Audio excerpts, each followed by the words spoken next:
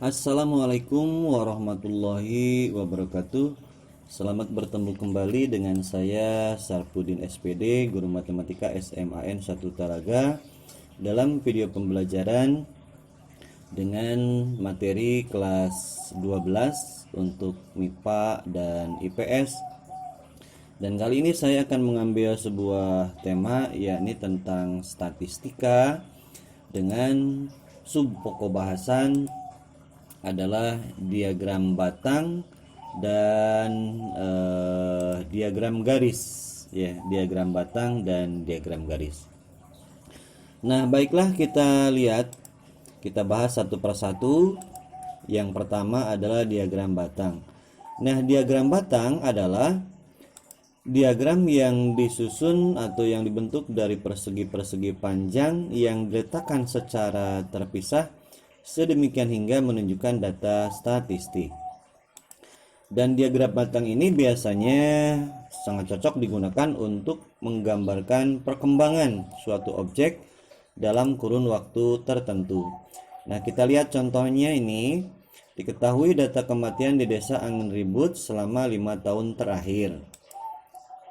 Nah, diketahui bahwa hasil data itu tahun 2017 jumlah kematian 8, tahun 2018 4, dan seterusnya sampai tahun 2021 itu 28 kematian. Nah, maka diagram garisnya adalah sebagai berikut. Jadi kita buat sumbu vertikal dan horizontal. Untuk yang vertikal yang ke atas itu adalah untuk jumlah kematian, dan untuk yang horizontal itu untuk tahun kematian, dan diagram batangnya adalah sebagai berikut. Nah, mudah kan? Iya. Nah, baiklah, kita lanjutkan kepada diagram garis. Nah, apa itu diagram garis? Diagram garis adalah diagram yang dibentuk dari garis-garis lurus yang diletakkan sedemikian hingga menunjukkan data statistik. Nah, diagram garis ini biasanya sangat cocok untuk menggambarkan data yang bersifat kontinu.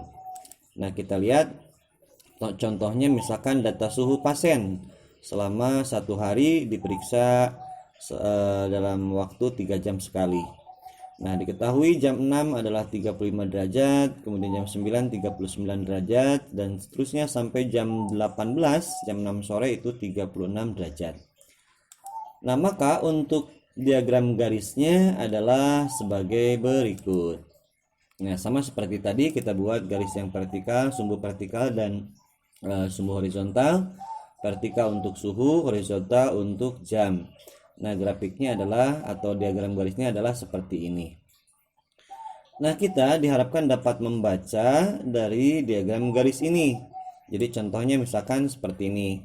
Berapakah suhu pasien pada jam 9? Berapakah suhu pasien pada jam 8? Pada jam 13? Atau pada jam berapakah suhu mencapai 35,8 derajat Celcius? Nah, baik, kita bahas satu persatu permasalahannya. Yang pertama adalah berapa suhu pasien pada saat jam 9? Jawabannya adalah sesuai dengan grafik, sesuai dengan diagram garis, yakni 39 derajat Celcius. Kemudian suhu pasien pada jam 8 untuk nomor 2, ini harus dicari dengan interpolasi, dan caranya sebagai berikut. Karena jam 8 terletak antara jam 6 sampai jam 9, maka suhu pasien pada saat jam 8 bisa dicari dengan X-nya adalah sama dengan suhu pada jam 6 ditambah jam 6 dikurangi jam 8 dikurangi jam 6 dibagi jam 9 kurangi jam 6 dikali 39 dikurangi 35 derajat Celcius, dan akhirnya diperoleh 35 derajat Celcius ditambah 2/3 kali 4 derajat Celcius. Hasilnya adalah 37,33 derajat Celcius. Nah, soal berikutnya adalah, atau secara umum ini adalah rumus interpolasi ini adalah seperti ini. Jadi X sama dengan A ditambah D min C dibagi E min C kali B min A. Nah, kita lanjutkan. Nah, untuk nomor 3 kita buat sebagai latihan aja ya. Kita langsung ke nomor 4. Nomor 4 adalah jam berapakah pasien mencapai 35,8 derajat Celcius. Nah, sama seperti pengerjaannya sama seperti nomor 2, yakni dengan cara interpolasi. Kita lihat bahwa 35,8 derajat itu terletak di antara 35 sampai 39 dan jamnya adalah jam 6 sampai jam 9. Nah, sehingga